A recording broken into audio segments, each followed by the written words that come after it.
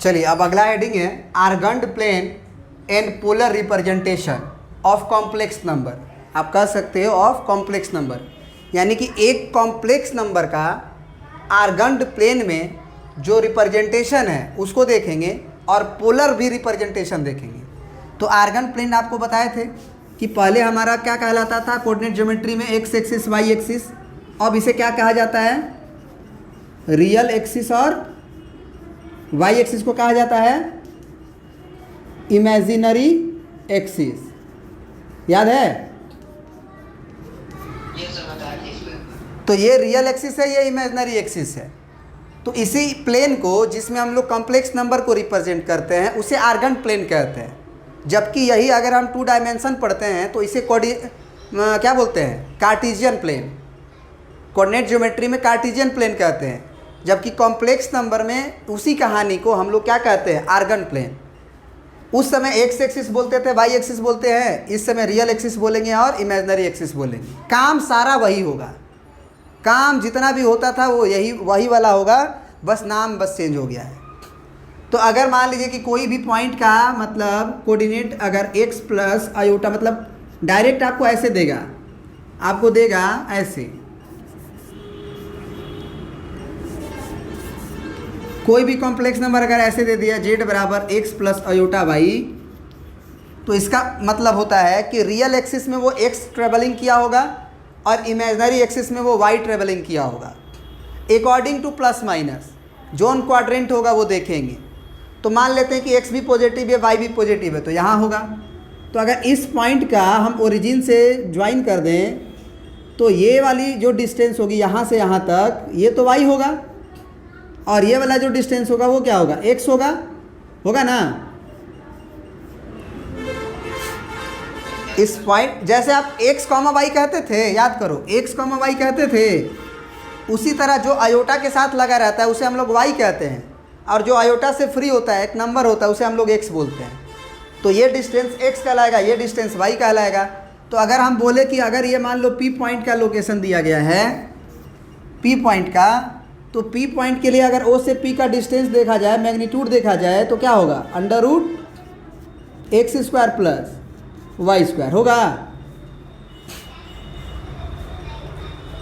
तो magnitude of z जो होता है वो under root x square plus y square होता है, जो कि हम लोग पढ़ चुके हैं मैग्नीट्यूड अगर पूछेगा तो। अब एक और होता है कंजुगेट का ज्योमेट्रिकल मीनिंग। आप लोग को याद होगा ना कि कंजुगेट ऑफ z किसे कहते हैं।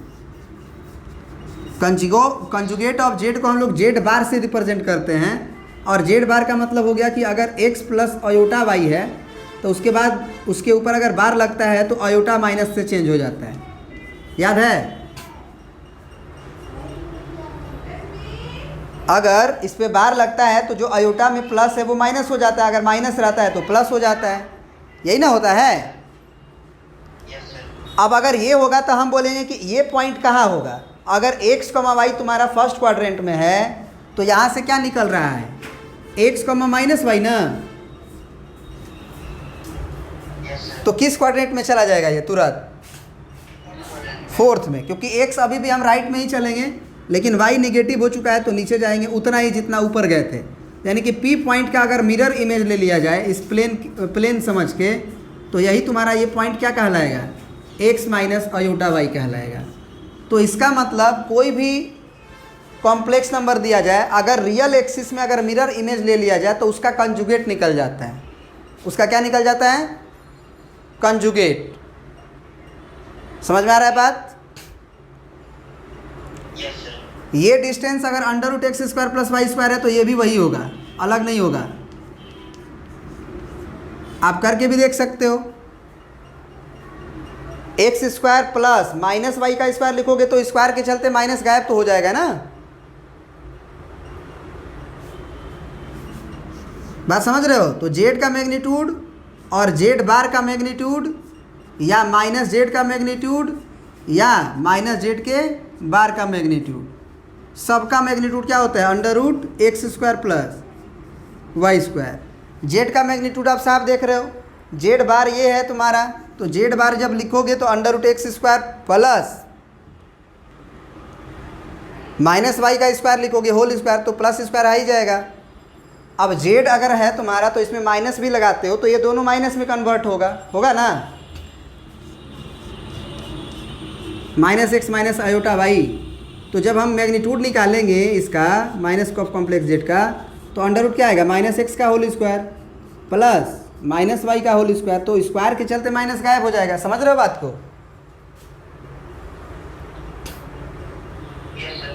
तो यही कहानी है। तो ये समझ गए। अब आते हैं हम लोग किस पे, आर्गुमेंट पे, है ना। आर्गुमेंट किसे कहते हैं, इसको प्रिंट करिए जरा।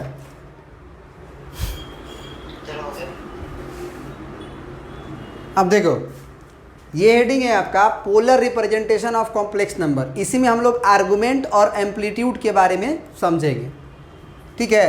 देखो कोई भी कॉम्प्लेक्स नंबर को तुम दो तरह से दिखा सकते हो आर्गन प्लेन में। एक तो तरीका था कि कोई भी कॉम्प्लेक्स नंबर तुमको जेड दिया गया था तो एक्स प्लस आयोटा वाई कर रहे थे, तो आप एक्स डिस्टेंस चल रहे थे और वाई डिस्टेंस चल रहे थे, तो यहाँ एक्स प्लस आयोटा वाई पे पहुँच जा रहे थे, इस जेड पे पहुँच जा रहे थे ना। इसका जो पोलर रिप्रेजेंटेशन है इसमें क्या होता है कि हम लोग इसी कॉम्प्लेक्स नंबर जेड को आर और थीटा के हेल्प से बताते हैं। इसी कॉम्प्लेक्स नंबर को हम लोग आर और थीटा के हेल्प से बताते हैं, जहाँ पे आर होता है मैग्नीट्यूड ऑफ कॉम्प्लेक्स नंबर।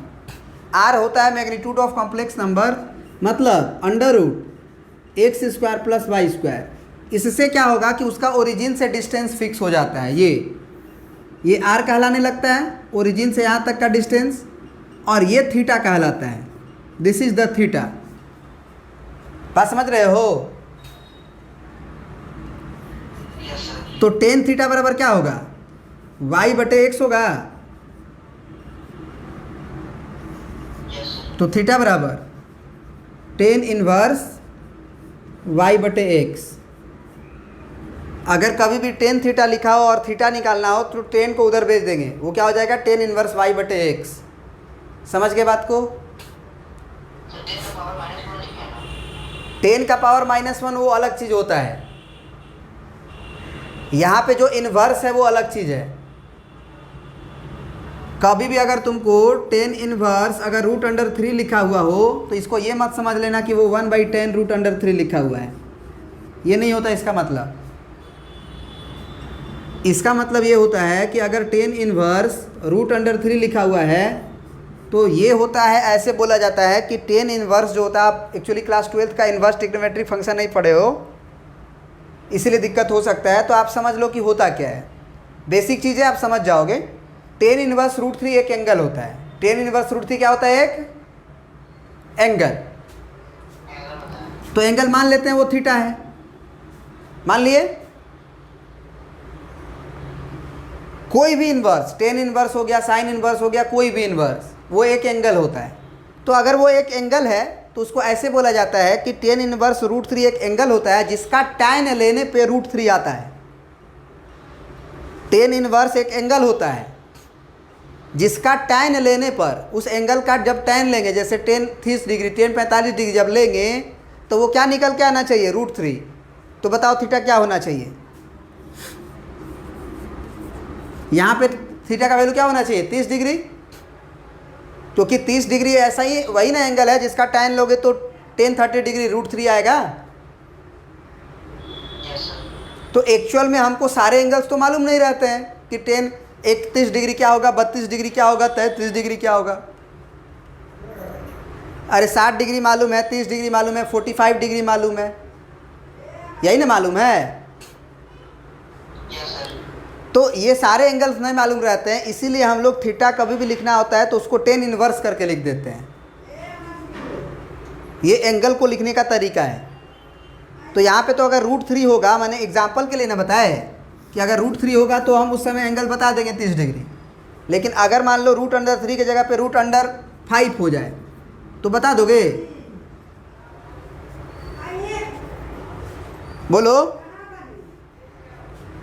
अगर तुम्हारे को दे दिया जाएगा कि टेन इनवर्स √5 बताओ तो तुम कहोगे कि ये एंगल होता है जिसका tan लेने पे क्या आता है, मतलब tan थीटा अगर करेंगे तो ये क्या आ जाएगा, √5। तो तुम जानते हो कि tan कितना डिग्री का वैल्यू √5 होता है, नहीं ना जानते हो। तो इसी तरह से एंगल्स के, सारे एंगल्स के वैल्यूज़ को हम लोग नहीं जानते हैं, तो इसीलिए हम लोग क्या करते हैं, उसको उसी तरह से रहने देते हैं, tan इनवर्स √5। तो इस एंगल को, मतलब इस पॉइंट को रिप्रेजेंट करने का दो तरीका है इस पॉइंट पे पहुंचने का। या तो आप हॉरिजॉन्टली x चले जाओ और वर्टिकली आप y चले जाओ, पहुंच जाओगे। या फिर x y मत चलो, आप r डिस्टेंस, ओरिजिन से r डिस्टेंस नाप लो, 5-10 सेंटीमीटर, 10 सेंटीमीटर जो भी है, और एंगल थीटा घूम जाओ। 30 डिग्री है तो 30 डिग्री घूम जाओ, 60 डिग्री है तो 60 डिग्री घूम जाओ, वो देख लो कि तुम्हारा एंगल कितना दिया है। बात समझ गए। अब क्वेश्चन एराइज ये होता है कि हमेशा पॉइंट तो ये 2,3 की तरह नहीं होगा, 2 + 3 आयोटा की तरह नहीं होगा, वो तो सेकेंड क्वाड्रेंट में भी जा सकता है ना। जैसे पॉइंट हो गया तुम्हारा, मान लो -2 और कमा -2 + 5 आयोटा हो गया, तो ये पॉइंट कहाँ चला गया, x तो निगेटिव हो गया ना, अब y पॉजिटिव सेकेंड क्वाड्रेंट में चला गया। तो सेकेंड क्वाड्रेंट में r और थीटा कुछ और होगा। अगर वही पॉइंट तुम्हारा इस तरह से हो गया, -2 - 5 आयोटा, तो x भी निगेटिव y भी निगेटिव, तो वो थर्ड में जाएगा, तो कुछ एंगल दूसरा होगा, 180 डिग्री से ज़्यादा होगा ना। तो आखिर उस समय एंगल्स को हम कैसे लिखेंगे, जब थीटा का वैल्यू 90 डिग्री से ज़्यादा हो जाए, एक्यूट ना हो, उस समय क्या लिखेंगे। तो पोलर रिप्रेजेंटेशन में थीटा को लिखने का दो तरीका है। आर को तो लिखने समझ गए ना, आर बराबर तो सिंपल है, अंडर रूट करना है, एक्स है तो एक्स का स्क्वायर, वाई है तो वाई का स्क्वायर, उसमें माइनस का तो टेंशन ही नहीं लेना है, क्योंकि आफ्टर स्क्वायरिंग वो तो पॉजिटिव आएगा ही। जैसे यही नंबर है तो आप -2 का स्क्वायर करो चाहे प्लस का स्क्वायर करो, रिजल्ट तो सेम ही आएगा ना। तो आर के लिए तो सोचना नहीं है, सोचना किसके लिए, थीटा के लिए, क्योंकि ओरिजिन से जो आर डिस्टेंस है, अगर आप एक सर्कल बनाना चाहो तो ये सर्कल पे हर जगह ओरिजिन से डिस्टेंस आर है ना, क्योंकि सर्कल का रेडियस तो सेम होता है, तो आर सेम होगा, लेकिन थीटा तो बदल रहा है सबके लिए। तो ये थीटा को समझना है जरूरी पोलर रिप्रेजेंटेशन में, ठीक है, जो कि सिलेबस 2021 में नहीं है, 2021 के टर्म 1 में ये पूछा जा रहा है, उसमें ये पोलर रिप्रेजेंटेशन नहीं है आपका। आगे हो सकता है तो आप समझ लीजिए। अब ज़रा समझिएगा आगे, यहाँ लिखा गया है कि in polar form theta can be taken in 0 to 2π open. 0 पे क्लोज इंटरवल है और 2π पे ओपन इंटरवल है। और लिखा गया कि theta can be taken in -π to π। मतलब अगर तुम्हें ये पता चले कि फर्स्ट क्वाड्रेंट में एंगल है, तो आप सिंपल उसे क्या लिख दो, थीटा लिख दो। और तुम्हें अगर पता चले कि वो किस में एंगल है, सेकेंड क्वाड्रेंट में, तो आप क्या लिख दो इसे, इस एंगल को क्या लिखोगे, π - थीटा लिखोगे ना, क्योंकि ये थीटा होगा एक्चुअल में। अगर ये थीटा है तो ये थीटा होगा, तो आप पाई में से 180 डिग्री में से थीटा को घटाओगे तब ना यहाँ पहुँचोगे।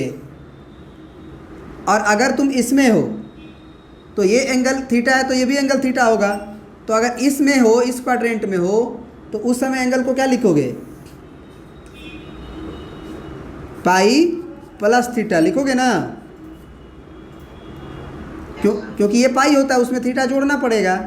और अगर तुम इस क्वाड्रेंट में अगर होगे तो ये तुम्हारा थीटा एंगल होता है, लेकिन अब नेगेटिव साइड हो, तो यहाँ से अगर यहाँ पे घूमे तो यहाँ अगर ऐसे लिखोगे तो ये क्या कहलाएगा।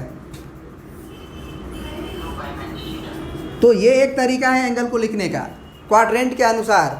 फर्स्ट याद रखना, हमेशा क्या याद रखना है कि कोई भी कॉम्प्लेक्स नंबर दिया हो, जैसे 2 - रूट अंडर, या आप ऐसे कर लो √3 और माइनस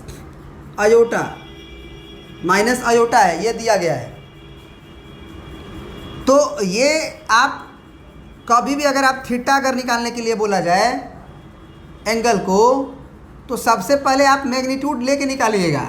जैसे आप टेन थीटा निकालते हो ना y अपॉन एक्स, तो y अपॉन एक्स मॉड लेके निकालना। बात समझ रहे हो? माइनस माइनस को भूल जाना। तो यहाँ से टेन थीटा क्या आ जाएगा बताओ आप हमें? -1/3 आएगा। तो उसका मॉड लोगे तो क्या आएगा? ये √3 कर लो, ये √3 हो जाएगा। तो -1/√3 का मतलब +1/√3 हो गया ना। तो थीटा का वैल्यू क्या डिग्री हो गया? 30 डिग्री हुआ। लेकिन आप तो जानते हो ना कि ये एंगल किस क्वाड्रेंट में होगा। अगर x पॉजिटिव है और y निगेटिव है, क्योंकि आयोटा का कोफिशिएंट निगेटिव है, तो आप किस क्वाड्रेंट में इसको इमेजिन करोगे? फोर्थ क्वाड्रेंट में। तो अगर ये फोर्थ क्वाड्रेंट में एंगल है तो थीटा को फोर्थ क्वाड्रेंट में ले जाने का क्या तरीका है? मतलब फाइनली आप थीटा क्या लिखोगे? 2π माइनस थीटा लिखोगे ना। तो 2π हो गया ये, और माइनस थीटा का मतलब कितना? 30 डिग्री का मतलब होता है π/6, क्योंकि तभी ना पाई 180/6, तो 6 18 30 डिग्री होगा। तो ये 6 दूना 12 में से 1 गया, 11 π/6। क्या ये बात समझ में आया? तो मतलब कभी भी जब तुम सबसे पहले जो टेन थीटा निकालते हो उसको मैग्नीट्यूड वाइज निकालो, माइनस प्लस को भूल जाओ, और फिर क्या करो कि आप ये डिसाइड कर लो कि आप किस क्वाड्रेंट में हो। अगर आप सेकेंड क्वाड्रेंट में हो तो एंगल को पाई माइनस थीटा से लिखो। अगर तुम थर्ड क्वाड्रेंट में हो तो पाई प्लस थीटा से लिखो। अगर तुम फोर्थ क्वाड्रेंट में हो तो 2π माइनस थीटा से लिखो। अगर फर्स्ट क्वाड्रेंट में हो तो थीटा से लिखो। बात समझ में आया? तो नोट करके इस बात को लिख भी लो, लिखवा देते हैं। तो ये नोट करके लिख लीजिएगा कि इन फर्स्ट क्वाड्रेंट एंगल को डायरेक्ट थीटा लिखेंगे, इन सेकेंड क्वाड्रेंट एंगल को हम पाई माइनस थीटा लिखेंगे, इन थर्ड क्वाड्रेंट एंगल को हम पाई प्लस थीटा लिखेंगे, और इन फोर्थ क्वाड्रेंट हम एंगल को 2π माइनस थीटा लिखेंगे। जहाँ थीटा जो है वो एक्यूट एंगल माना जाएगा, और एक्यूट एंगल में जो टेन थीटा लिया जाएगा उसके लिए आपको मॉड लेना होगा y/x में। और एक्चुअली यहाँ से जब थीटा निकलता है तो वो tan inverse mod of y/x होता है। तो आप इससे वाकिफ़ नहीं हैं तो कोई दिक्कत नहीं है, आप टेन थीटा को मॉड ऑफ y/x लिखा करें। यानी कि y भी नेगेटिव हो, x भी नेगेटिव हो, तो नेगेटिव नेगेटिव सब भूल जाना है, केवल y और x को पॉजिटिव समझना है। डिसाइड खुद से करना है कि किस क्वाड्रेंट में है।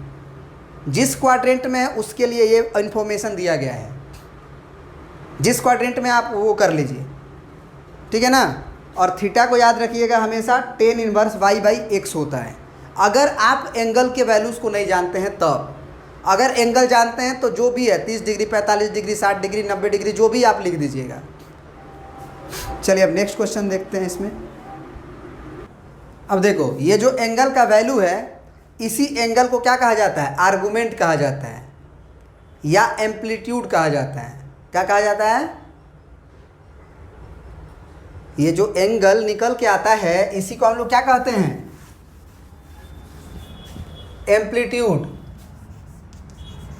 एम्पलीट्यूड या फिर आर्गुमेंट।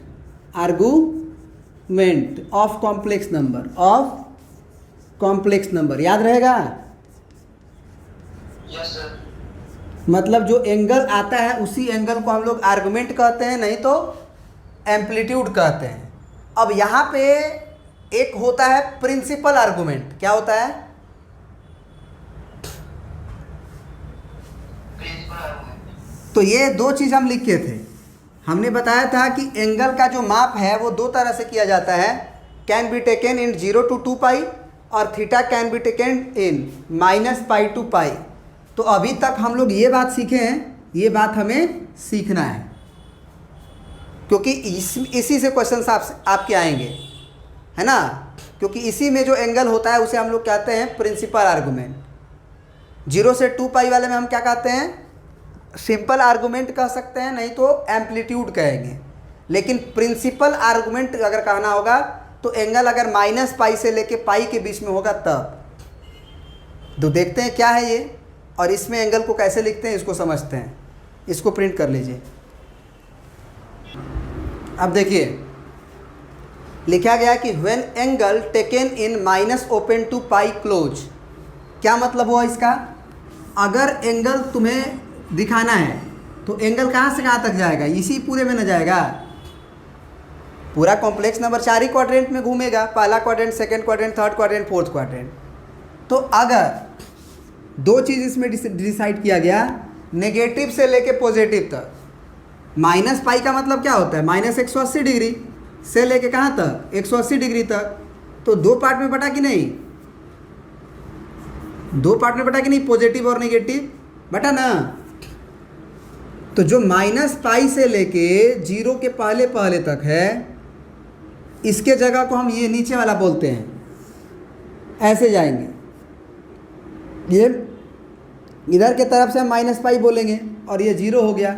यहाँ से जो यहाँ घूमे इसको क्या बोलेंगे? 0 से लेके पाई तक। बात समझ रहे हो?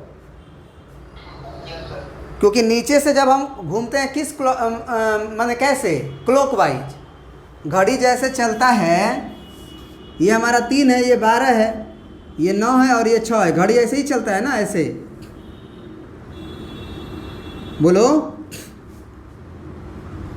12 के बाद 3 बजता है, 3 के बाद 6, 6 के बाद 9 बजता है कि नहीं बजता? बोलो।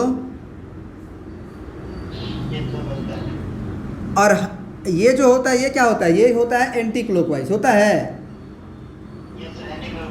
तो 3 के बाद 12 थोड़ी बजेगा, 3 के बाद 6 बजेगा। तो ये जो एंटी क्लॉकवाइज होता है उसे हम लोग पॉजिटिव एंगल मानते हैं, और जो क्लॉकवाइज होता है उसे, बात समझ रहे हो ना? तो ये एक्चुअल में हम माइनस से पॉजिटिव की तरफ जा रहे हैं, नेगेटिव से 0 की तरफ गए तो एंगल क्या हो रहा है? बढ़ रहा है ना।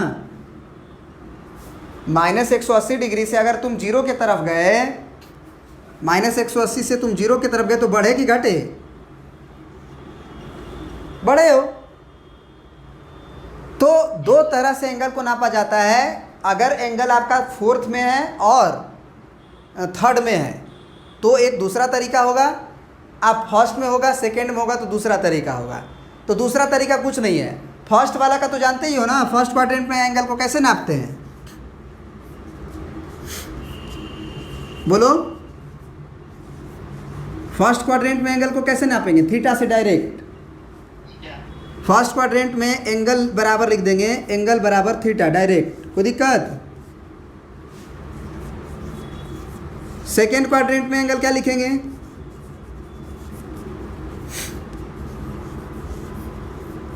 पाई माइनस थीटा, क्योंकि हम लोग 0 से पाई तक तो जा ही नहीं रहे हैं। तो फर्स्ट क्वाड्रेंट में है तो थीटा लिख देंगे, सेकेंड क्वाड्रेंट में है तो, लेकिन अगर थर्ड में आ गया तब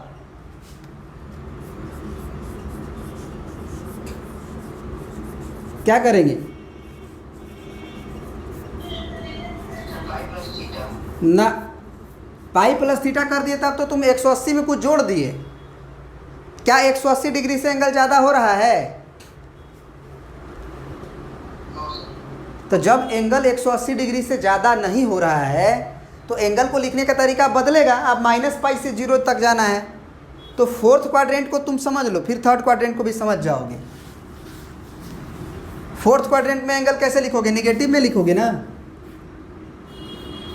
याद है? अगर माइनस थीटा अगर हो रहा है माइनस 90 180 से 0 तक, तो इन फोर्थ क्वाड्रेंट क्या होगा? थीटा बराबर, इन फोर्थ क्वाड्रेंट थीटा बराबर क्या होगा? Minus theta. मतलब एंगल बराबर लिखना। इन फोर्थ क्वाड्रेंट अगर आपको पता चल जाए तो उस समय एंगल क्या हो जाएगा? Minus theta. और अगर थर्ड क्वाड्रेंट में हो जाए तब माइनस पाई प्लस थीटा। क्या लिखोगे? और जहाँ पे थीटा हमेशा क्या लेना है? पॉजिटिव। थीटा नेगेटिव नहीं लेना है, हम एंगल बराबर लिख रहे हैं minus theta plus theta quadrant को देख के, लेकिन थीटा को हमको हमेशा क्या समझना है, पॉजिटिव। तो वो कब होगा, जब y बाई एक्स में मॉड लगेगा, यानी कि टेन थीटा से आता है थीटा, याद रखना पहली बार पढ़ रहे हो इसीलिए दिक्कत, मैंने यहाँ पे टेन इनवर्स देखने में तुम्हें कन्फ्यूजन हो सकता है, लेकिन ये y बाई एक्स क्या होता है, पॉजिटिव थीटा के लिए। तो जब इन्वर्स भेजेंगे तो tan inverse mod y by x होगा, समझ गए। Yes sir. तो एक काम करते हैं, एक क्वेश्चन करके देखते हैं। जैसे मान लो हम z बराबर दे दिए हैं √3 माइनस अयोटा, ये किस क्वाड्रेंट का एंगल है, पहले ये बताओ। x इसका पॉजिटिव है और अयोटा के साथ जो लगा है वो नेगेटिव है, तो ये किस क्वाड्रेंट का एंगल है।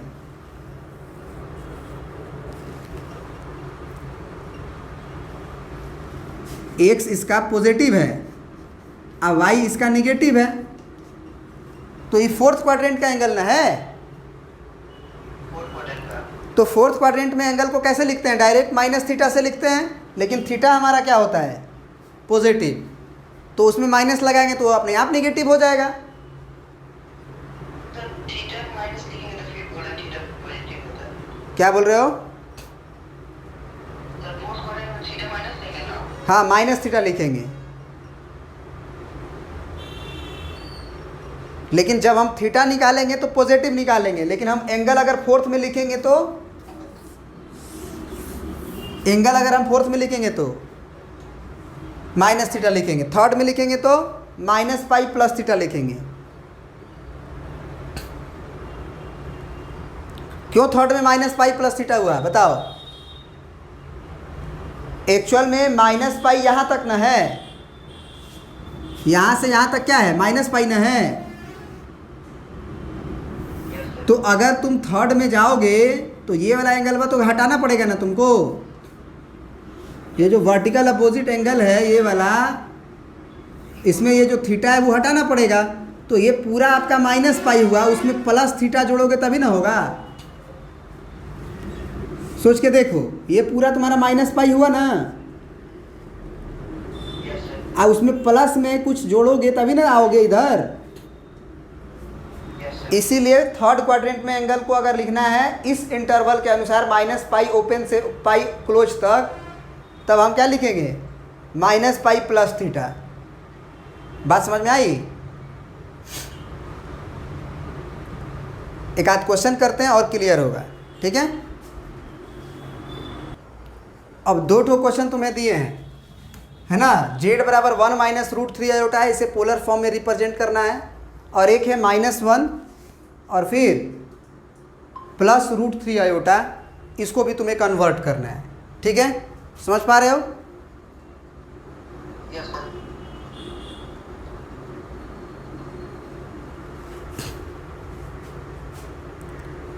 ये क्या हो गया, अब देखो सबसे पहले तुम क्या करो कि टेन थीटा निकालो, सब भूल जाओ कि कहाँ है, किस क्वाड्रेंट में है। तो टेन थीटा के लिए हम बोले थे ना कि मॉड y बाई एक्स निकालना, बोलो। तो y का वैल्यू तो -√3 है और x का वैल्यू 1 है, लेकिन हम मॉड लगा देंगे तो ये √3 है। अब टेन थीटा बराबर अगर √3 है तो थीटा का वैल्यू क्या डिग्री, 60 डिग्री होगा ना। Yes sir. लेकिन तुम तो जानते हो कि ये किस क्वाड्रेंट में है। अगर x का वैल्यू तुम्हारा पॉजिटिव है और अयोटा के साथ जो लगा होता है वो y होता है, वो नेगेटिव है, तो ये क्या कहता है कि एंगल जो होगा वो angle lie in fourth quadrant. तो अगर हम ये प्रिंसिपल आर्गूमेंट लिख रहे हैं, क्योंकि हम बताए थे ना प्रिंसिपल आर्गूमेंट में एंगल -पाई से लेके क्लोज पाई तक होता है, तो इस समय एंगल हम पाई प्लस थीटा या 2 पाई माइनस थीटा नहीं लिख सकते हैं। इस समय अगर माने नीचे है, फोर्थ और थर्ड में है, तो माइनस थीटा से और -पाई प्लस थीटा से काम चलाएंगे। तो फोर्थ क्वाड्रेंट में है अगर, तो डायरेक्ट एंगल को क्या लिख देंगे, -थीटा, यानी कि क्या हो जाएगा, एंगल बराबर -थीटा, यानी कि minus of pi by 3, minus of pi by 3, समझ गए। Yes sir. अब यहाँ पे भी हम टेन थीटा निकालेंगे, तो टेन थीटा में हम मॉड वाई लिखेंगे, मॉड वाई बाई एक्स। तो टेन थीटा बराबर क्या हो जाएगा बताओ, √3 बाई -1 का मॉड, तो मॉड से तो प्लस है ना आता है, तो टेन थीटा बराबर क्या हो गया √3, तो फिर से थीटा बराबर 60 डिग्री, यानी कि पाई बाई 3। लेकिन आप ये डिसाइड करो कि किस क्वाड्रेंट में एंगल है। एक्स इसका क्या है, निगेटिव है, और वाई इसका क्या है, पॉजिटिव है। तो ये किस क्वाड्रेंट का एंगल हुआ, सेकंड क्वाड्रेंट का। तो सेकेंड क्वाड्रेंट में एंगल कैसे लिखते हैं, sir pi minus theta. Pi minus theta से, दोनों में, 0 से लेके 2 पाई वाला में भी और माइनस पाई से लेके पाई वाला में भी। तो ये क्या हो जाएगा answer, pi minus pi by 3, यानी कि इतना 2 पाई बाई 3। समझ में आया बात। Yes sir. अब इसी में हम एक क्वेश्चन चेंज करते हैं। क्वेश्चन चेंज क्या करते हैं कि इसे हम कर देते हैं माइनस, इसे क्या कर देते हैं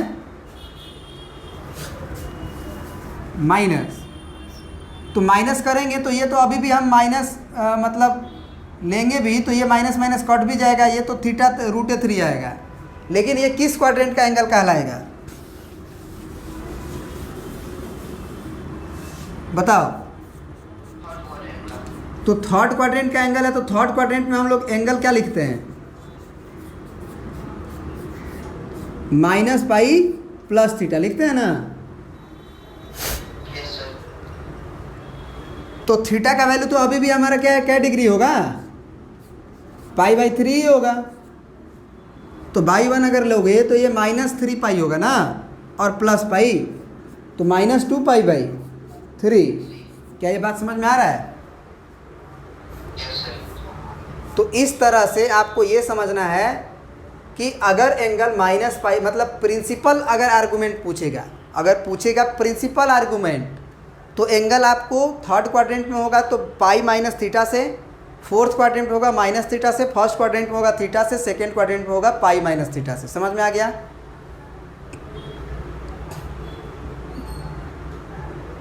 यस सर। इतना ही कॉन्सेप्ट होता है पोलर रिप्रेजेंटेशन में, और कुछ नहीं होता है। आप एक्सरसाइज 5.2 भी बना सकते हो। 2021 जो है में ये एक्सरसाइज आपका नहीं है, लेकिन फिर भी आपने जोर किया तो हमने आपको बता दिया, ठीक है ना। तो आज इतना ही, अगले क्लास में देखेंगे और भी कुछ।